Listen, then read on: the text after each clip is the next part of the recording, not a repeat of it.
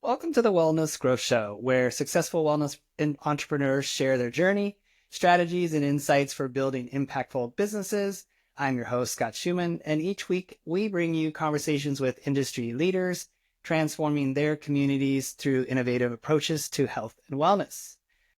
Today we're sitting down with Mike Edgley, founder of Docklands Health, who will share his experience in the wellness space. Welcome. Thank you. So, Michael, tell me what inspired you to start your business? Well, I'd been practicing as a chiropractor for a number of years and essentially thought that I could improve patient journeys, essentially. So I'd seen lots of patients bounce from practitioner to practitioner and not get better, waste a whole bunch of time and money. So I wanted to streamline that and have a place where people could come. And if someone didn't have the answer, then hopefully someone in the next room did, and we could work as a team to get them better. Okay. Yeah, we'll definitely have to dive more into that. Take us, how long have you been in business? Well, I've been in practice for 13 years. And I created Docklands Health 6 years ago now. 6 years. Okay. And that's grown to now be 3 clinics across Melbourne. Congrats.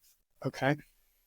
Tell us, take us through your journey from the initial idea, because I know you've been doing this for 13 years, but then you had this moment where you wanted to change, as you kind of mentioned, of people paying and not getting the help. Like, what was this initial idea to making this change and this opening these new doors?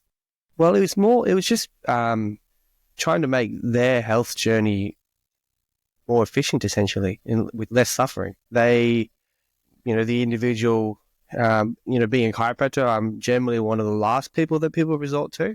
They would go to a GP generally first and a various number of health professionals, but it was just about trying to make their journey to wellness more efficient, less health anxiety as well. The longer things go on, people start to feel, is this ever going to get better? And I wanted to create a place where, yes, is the answer. You will get better. We've just got to create the right environment for you to heal, essentially. And just making that as easy for them as possible.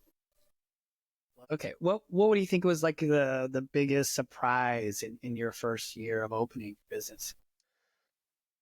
There's always an element of trepidation when you start something new, and is it going to work? And surprisingly, the biggest surprise was that people actually came. People did actually want to have that place of authority, health authority, where they can come and be part of the process of them deciding what do I do or who do I see has been removed.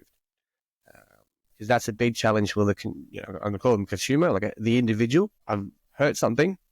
Who do I see? What do I do? So if we have a place where we've got multiple people from multiple professions, people are like, let's go there and talk to them. They'll be able to work out who I see and what I do. Okay. I was curious, what was your second hire in terms of like the other, another profession? Because you being chiro. It was actually a physiotherapist. Was it? Okay. So physiotherapists, mainly because they're a little bit more mainstream than the other allied health professions. Chiropractor is a little bit outside. I wanted to get a little bit inside and then kind of grow from there. So they were that, and they have a bit more of a long-standing relationship with mainstream medicine. Is that like majority of your team, or is it like, tell us, like, maybe? They're probably half, one and a half. They'd be about a third, I would say, of the team. So physios, in the Docklands clinic, we've got, I'd say, I think there's about 12 of us. There's 3. So, what's that, quarter? There you go. That's very good. No, it's fine. And then, like, in terms of, so you have physios, you have physiotherapists, chiros. Who else is on your team? Psychologists. We do Pilates, osteopaths, Chinese medicine. What else do we have? Chinese medicine as well. Okay. Yep. There's a bit of kinesiology and Reiki. What else do we have? Myotherapy and massage and dietetics as well. Got 2 dietitians. Do you see any certain like doctor or GP, or do you see any of them like busier, or is it kind of evolve? Like does one person see them all and then kind of decides on like helps the patient understand or like what's next? Like who do you see? We've got all these options. Well, that's interesting. So early on, the referrals from mainstream medicine, the GPs, would be to an individual. So they'll be go and see this physiotherapist or this chiropractor. And even the GPs have stopped doing that now. So what they do is go to Docklands Health and, they'll talk to you about Figure it out there, kind of. Yeah, exactly. Rather than the GP saying, you need to go see a physio or you need to see an osteo or chiro or whatever, they just put Docklands Health now.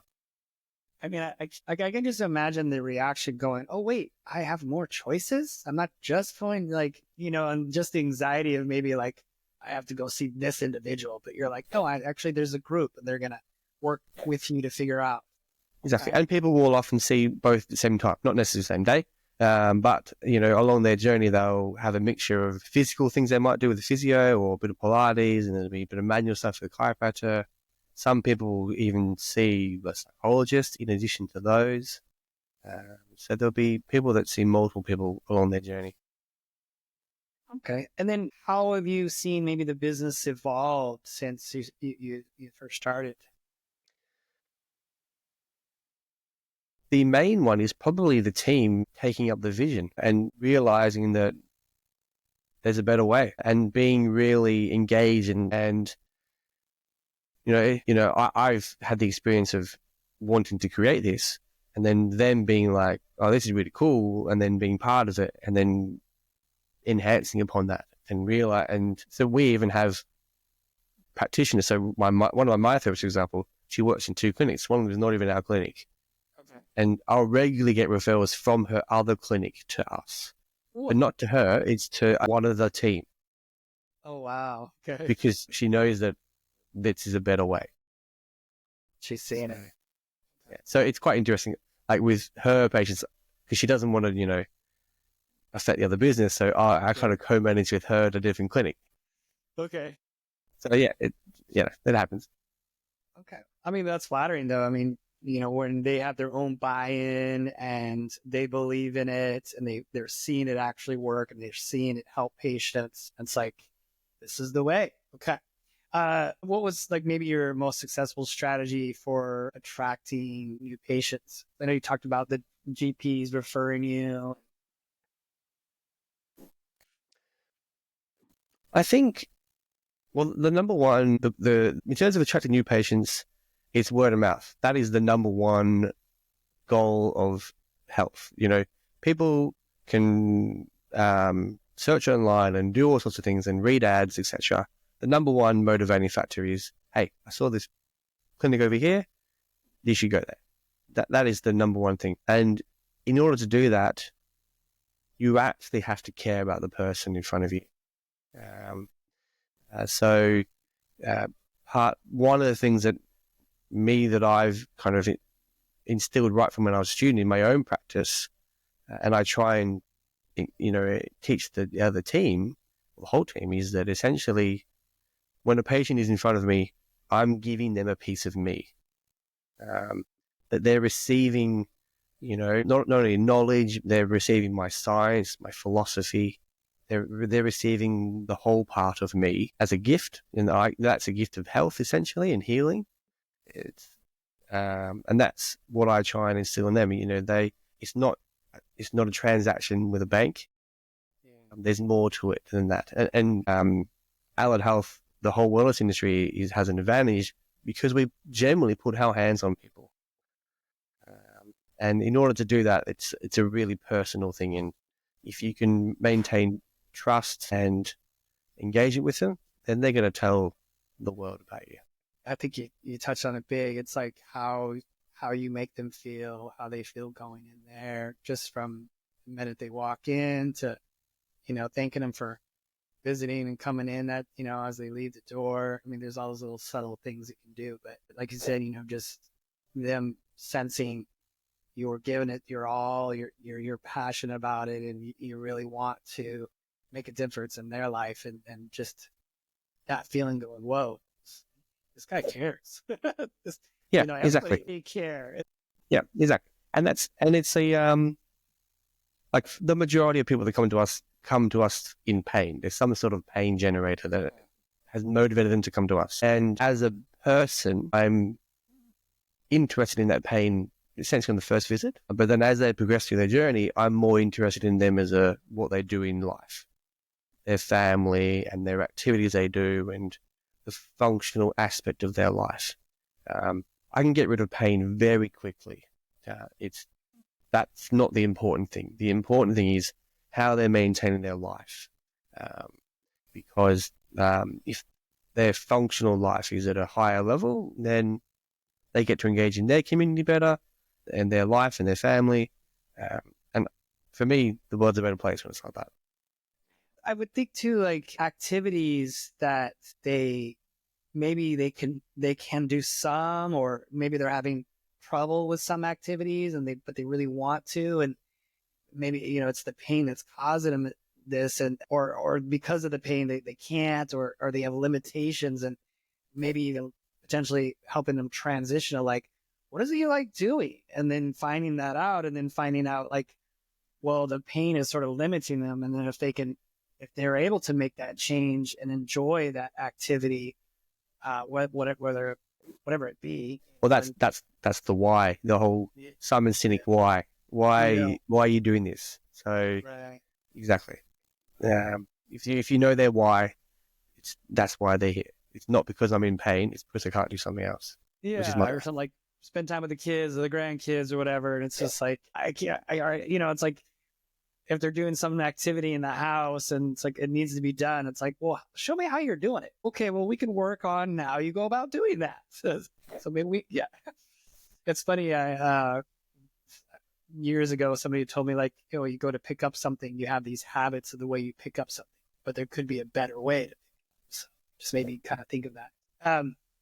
What would you say? And I think you kind of already touched on this about that whole experience of them coming in, but how do you maintain this sort of quality of care while, growing into more locations, but would just like your staff, getting like, hey, this is what Mike does. Like how do you get them to do that too?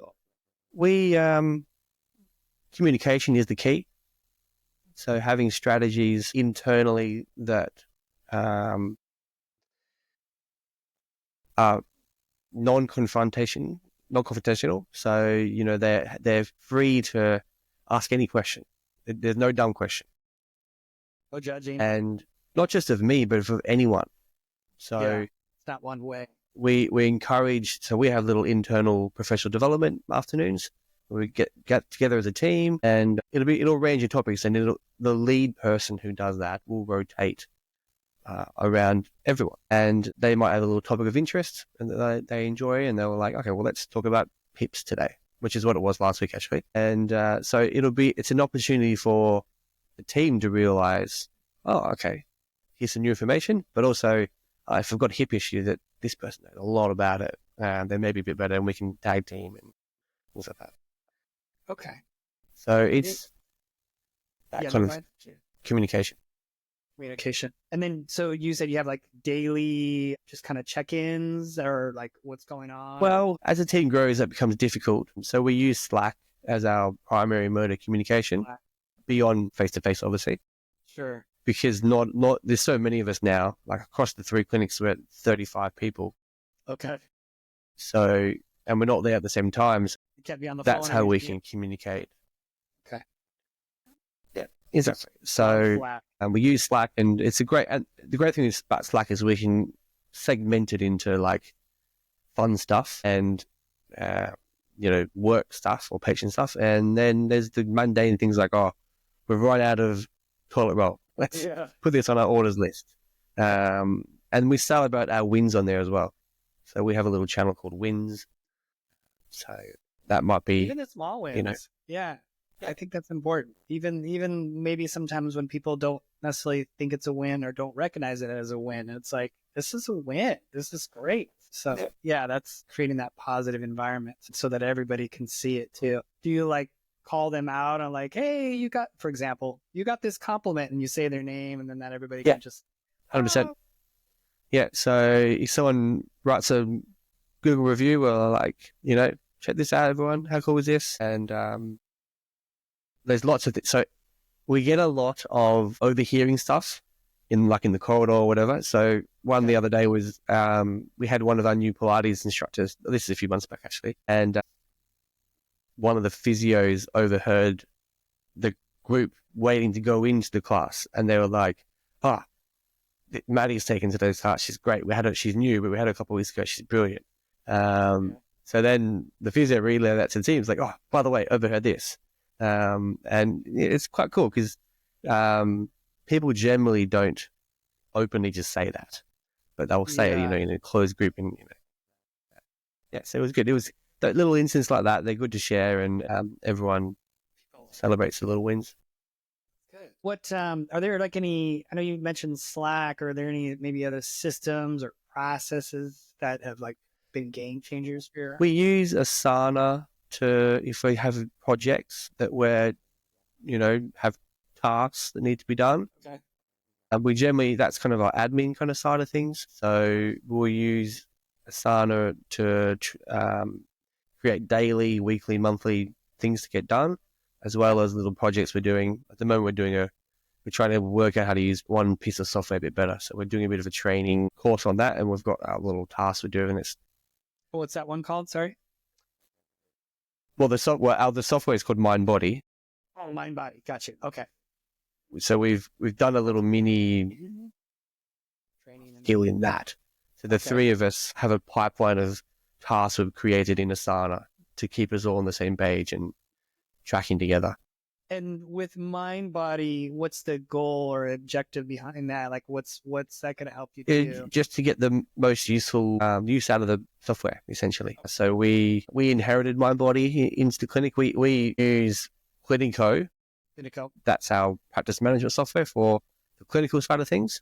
But in terms of the exercise side, we use Mind Body. So we are basically just learning the systems and how to get the full power out of it. It's marketing systems and automations, etc. Got it. Okay. Oh, interesting. Well, you have to keep me posted on how that goes, and have to get a few months in. Yeah. What would you say is like maybe your biggest challenge in running the business? Having to constantly learn, but that's not a challenge. That's how everyone should be all the time, constantly. But what I mean by that is having to learn and keep up to date on multiple areas of employment law, taxation, leadership skills, you name it. Having to be across multiple things that in a large corporation, you'd have an individual or a team of people doing one part of it, HR, hiring, all of that stuff. Whereas I do that, and I do the marketing side of things, and I do the financial side of things. And so the next evolution for me, which we'll probably talk about later on, is, how do I not do all of it anymore? Sure. Okay. That's the next part, though, is like hopefully maybe being able to hire an HR, and these other roles kind of remove you from those. You can focus. Yeah, I'll definitely be involved in it, but maybe not. Ultimately the decision comes back to me. Yeah. So I'll always be involved in it, but having other people maybe have that initial interaction with the clinic. So like even an hour ago, I emailed a psychologist who's going to maybe join the team. So constantly happening. There's always something, right? It's not just the patients. There's so many other elements going on in the business. Okay. How do you make time for that, or like schedule like because are you also active like with seeing patients? Yep. Yeah. So I see patients 3 days a week, and it's a challenge. It's a real challenge, wife and 2 kids and everything else that goes on in life, it's when you run a small business, you work 7 days a week. You may not be seeing patients, or you may not be at a computer or whatever, but you're always thinking about, oh, that's an idea or something we could do, or yes, we should, market that kind of thing. It's those things that pop up in your head. Often you think, oh, I should write that down, and you forget. Those moments when you're like riding a bike and or you're in the shower and then you think, oh, that's a great idea. But then 5 minutes later, you forgot what it was. You get to your destination and you're like, what was it? Yeah. Yeah. But that's constantly happening.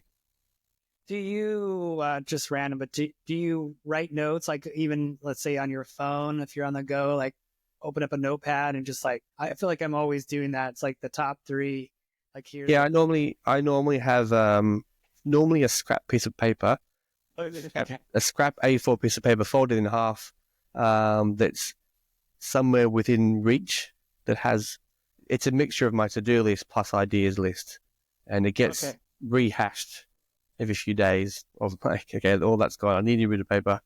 And there's some things that stay in there for quite a long while. And then, it's low tech. Low tech, yeah. Well, but I've tried so many things. I've tried so many like to-do lists on your phone or whatever, but I just find that's pretty easy. There's normally a pen lying around somewhere.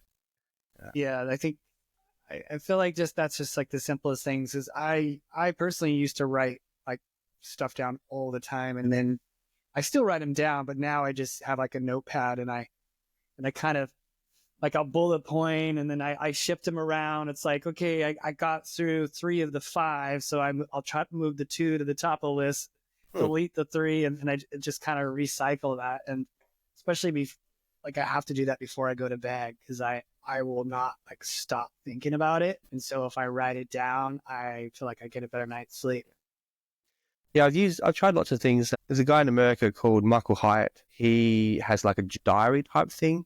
In fact, you kind of mentioned a few of things just then. He talks about having a daily big 3 that you have. It's literally a book. He would every day. So he has like a morning routine where you're like, say, yep, cool, this is what we're going to do. Things might change overnight or whatever. And then you have a breakdown routine at the end of the day. Okay, cool. Let's reset. Yeah. Do we need to change tomorrow's big 3? And then you have goals that are weekly, quarterly, annually. And you can track them. So that's quite a good system if you like having a big book you can carry around and things like that. Yeah, I've even found just, having the daily thing, but then also making the plan for the week the best that I can. Like to try to put time on the calendar and just like notice that this needs to get done. And then I kind of look back at my previous week and go, what was I doing during those times? And did that time work really well? So I don't want to like sabotage that time, but is there a gap somewhere else where I can find that available time to add whatever the different activity might be? And so it's like planning a week ahead. I try to do that like once a week, where it just, even if it's, it takes me 20 minutes or whatever, it's like some of it you can kind of duplicate because you were already doing it. And it's like, well, did I actually do that thing? And was it the time or, whatever, kind of figure it out. It's hard, and it's hard to like block that time. So it's quite interesting, like health professionals, when they're with the patient, they're totally uncontactable. There's no phones, there's no computers, no notifications going off. We are with them. That's it. But when we're at a desk or trying to do some things, phones going ding. There's so many things on the go. So it's difficult to, have that mentality of like, oh, maybe we should think about what I'm like with a patient. I'm only about them. And we would be surprised how much we get done if we just say, yep, cool. This is the task. Mute the phone, turn all this other stuff off, get this done. And it'll get done in 10 minutes rather than dragging on for an hour. Yeah, because you keep getting pulled in different directions. And yeah, I'm a firm believer, if you can quiet the noise, oh my gosh, can you get so much done? If you're constantly like, you start to work on something and then, like you said, phone rings, you get pulled this way, and then an hour or two have gone by and you're like, I still didn't get what I want sat down to do. Yeah, exactly. Some of the most productive times I've had, we were on a plane.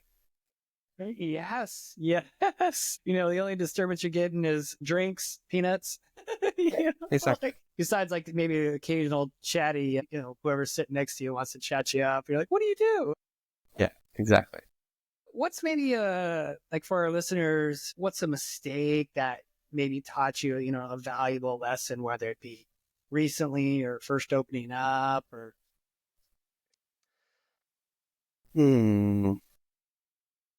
I've got a unique take on that. Well, maybe not unique, but my take on it is that I think about regrets. So in terms of life, most regrets are, I regret not doing that. Okay. You rarely regret, I wish I hadn't done that. It's not a big thing. There's the occasional one, but really the big one's like, oh, I should have done that. Should have done something. So it's more of a mind shift in terms of, don't be afraid to do it, because generally it'll work out okay. So maybe I'm just overly optimistic. I don't like to think about mistakes too much because they're a learning opportunity. Learning opportunities. Yeah. So I don't have that many things that I think I shouldn't have done that. Because even if it didn't go wrong that I learned, let's just tweak it a little bit. There's very few things that we've said, no, let's just not do that ever again. So I don't have that many big mistakes, to be honest. Oh, that's okay. But that's actually well said, because I mean, just, you know, I want to be able to ask this question, but I think even just adjusting that question is what's a learning opportunity, you know, you can share, and, you know, the way kind of mindset and the way that you look at things and you're optimistic about it. I mean, there's the opposite of that, which, you know, you can make yourself, I think, miserable if you're always like, that was bad, this is bad. Whereas, Oh, yeah. like, oh, okay, well, how do we make that better? You know, it's like, instead of like even pointing the finger, I'm sure like many times with staff, you know, if there's an issue or a problem, it's like, no judging. Like, okay, guys, how can we handle it differently? Is there a better way? Like, you don't always have to be the person solving the problem either. You get their buy-in and they're like, what if we do this? And you're like, brilliant. Let's do that. Yeah, exactly. Let's do that next. That's all. Okay. Well, what are some maybe trends that you're seeing in the wellness industry that you're excited about? There's definitely a shift towards more holistic approach to healthcare, I think. Seeing the person as a whole and having more of an appreciation that drugs and surgery are generally not the answer. They might be the answer for a few things, but in terms of health prevention, they're generally not the answer. I think it was Thomas Edison. There was some quote he said. It's something like, the doctor of the future will give no medicine, but will interest himself in the frame of the patient and in diet, in the cause and prevention of disease. So saying basically, if you can have a good body, a good diet, then all the other stuff is not going to be there. So I think there's more of an awareness of prevention rather than cure. And I like that. I really just love your model of, well, you've got so many options. Like, I wish there was more, you know, like you're doing out there available. And I really wonder, like, what's, you know, like, what is it going to take for other people? What's holding people back? Yeah. I think the answer is ego. I think it's that's a big element of it. Ego's a bit harsh, to be honest. People are also afraid to put themselves out there, and have the self-confidence in their own knowledge and understanding of the human body, and being comfortable in saying, this is what I can offer, this is what I am, this is what I do, and I'm going to have all the answers. That's fine. But if I don't, then I know where to go to. And a lot of health is silos, Yeah. apart from hospitals.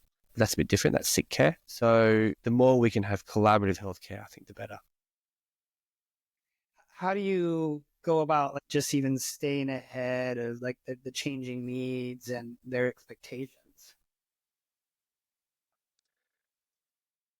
Staying ahead in terms of like health knowledge and things like that, or Yeah, I mean, clients' needs, like as you see them coming in and as you see them even seeing a completely different model that maybe they've gone to some other, maybe just where, like you said, it's just a Cairo and being able to maybe being a bit lost and feeling like I don't have a plan. I don't know what to do next. And now they're coming in and seeing a whole new model and like, that's got to be a change for them too. Like, whoa, just like a wake up of there's options. I think we get very few people that are reluctant to embrace it. Some people think I'm going to have to start the whole process again, telling someone my story again and, the expense of the first appointment again. Because that's when people go and see a health provider, normally the first appointment is really expensive, but we're not like that. We're just like, no, we're a team here, we talk together, we communicate together. You're not going to start the whole thing again. It's not going to be time consuming, costly, more efficient, and we'll get you better faster. So people are generally receptive and excited. They're like, oh, okay, we've never had this suggested before. Let's go with it. You're like, okay, good. You talked about, I know you said mind body, you talked about Slack and the business. Is there any other like technology or innovations that you're looking to implement or something out there that you've got on your list of like, okay, when we get through mind body, what's next? I essentially run the clinics from my phone. That's pretty amazing though, to be able to do that at the, just palm of your Yeah, hand. so software-wise for me, so Clinico is our booking system. Patients go to the website, they book online, or the receptionist will do it. Integrated and does our note taking, does an element of financial reporting, performance reporting. MindBody does a similar thing, but for our exercise classes. Then we have Asana, which is our kind of task management, background orientation things. Slack communication. Xero is our accounting software. And then attached to that, like if there's expenses, I've got a whole bunch of receipts by here. Take a picture of my phone, syncs with the banking stuff. So it's pretty seamless in terms of, the way things work. There's no big software change in the pipeworks at the moment. I'm looking forward to Clinico having a big update hopefully this year, which means that we might be able to drop MindBody because it'll take over what that does. It's like your one go-to platform that can do it all. But we'll see. So for me, in terms of that side of things, it's pretty seamless. Okay. And you have all those apps, I guess, on your phone? Yep. Everything's on your phone? Wow. Yep. It's all pretty user-friendly to... Yep. I mean, MindBody's not. Personally, but... MindBody's not user-friendly, but the rest are. Okay. Which one is that? I'm sorry. MindBody. MindBody's quite clunky. It's more of a desktop. Big bit of software, but the rest are super easy. And I can manage multiple locations. Wow. Yeah. In terms of, you mentioned Clinico, right, does your note taking? Yep. So you can write notes about whatever happened with the patient and so we can upload patient reports onto there. We can all of our computers in the rooms are also touchscreen. So in Clinico, we have pictures of the body, so the practitioners can draw on a body, because it's often, rather than writing like, right side of hip pain, no radiations, or whatever, I'll just draw it with my finger. Okay. And it's a lot faster, and you get better patient interaction with that. Other than being like, oh, hold on, let's just type this over here, and then I'll come back to you. Okay. Um, Like so trying to narrow it down with words. You're like, nope, it's right here. I'm like, okay, exactly, like more exactly. of a visual. Okay. Yeah, and we streamline it into checkboxes that we can fill out and things like that. And obviously, we have the ability to have long freehand text, but most of it we know what we're doing now, so it's pretty streamlined. And with AI, that's probably the next jump actually in us, because the one in terms of practitioner flow, the ones who are really busy is note taking. So That's a the huge amount next of time. step will be integrating AI into note taking and history taking. So it'll just sit there in the background and listen to the conversation, and it'll pick out Bullet points or my knee's been hurting on the left. When I'm bent down, it hurts, but when I'm walking, it's fine. It'll put that in there, and then it'll have questions that I ask. It'll pick them out, and is that something Clinico is doing, or they're integrating with? no, Or Clinico integrates with other software. So things like Heidi, and there's a few others, Patient Notes. They're all designed. They're just listening, and then they're picking out the pertinent points, and then you have to check it obviously, and then edit anything you need to, and then so. oh yeah, that's got to shave a ton of time off, because Yeah. that's the biggest complaint is I hear just like note taking is, you got all this patient time and then you got to still spend countless hours sometimes of just note taking. So that's exciting. Yeah, so that's probably the next piece of software that will integrate. I'm lucky. One of my practitioners, she is doing a PhD now into digital health. So she's researching into the uptake and the use and how do we get a common language across health. Because that's one of the big drawbacks is that what medicine writes versus what physio writes it's like a whole other language that no one understands. So if we can develop a common set of terms and knowledge, that will make it so much easier for the patient to then go from not only one practitioner to another, but like whole institutions. So in Australia, there's they've been doing it for a while now. So it's called my digital health or my health record, and it's starting in hospitals. So when you go to visit the hospital, all the notes are digital, and it's saved on a national platform. Okay. And at the moment, GPs, so medical doctors, can log in to access that information. They got your history and there, then, so they know like exactly. Yeah. And then that'll then integrate into allied health, into like private practices. So then, let's say someone presents to hospital, they would then see what we've done before that. It's all integrated. Love it. Yeah. So that's what the Australian government's doing at the moment. They've been doing it for a good decade, and it'll take at least another decade to Okay. But that's the plan, is that there'd be this uniform language, uniform access to data that's stored securely by the government, and that integrates with another thing called My ID. So the government's trying to roll out okay, yeah. You got an some ID similar platform. Things in the US. Yeah, even My ID and like the health thing where ideally it like even connects with if you've got to go to the pharmacist or something, like it's all kind of talking to each other. And it's a great way, like if you are on medication, that people know about it. Doesn't get doubled up. Yeah, so that was a big problem in Australia. So they introduced that a good pre-COVID, good 5 years ago, digital prescriptions, e-scripts they call them. Okay. Here, so GP would give you a script, you get a text message to your phone, and you go to the GP. Let's say it's asthma medication. You would see that you got 3 repeats, and then every time you got one, it would go down by 1. So previously it'd be here's your bit of paper, and depending on the medication, the bad ones, people would go around and get loads and loads and loads.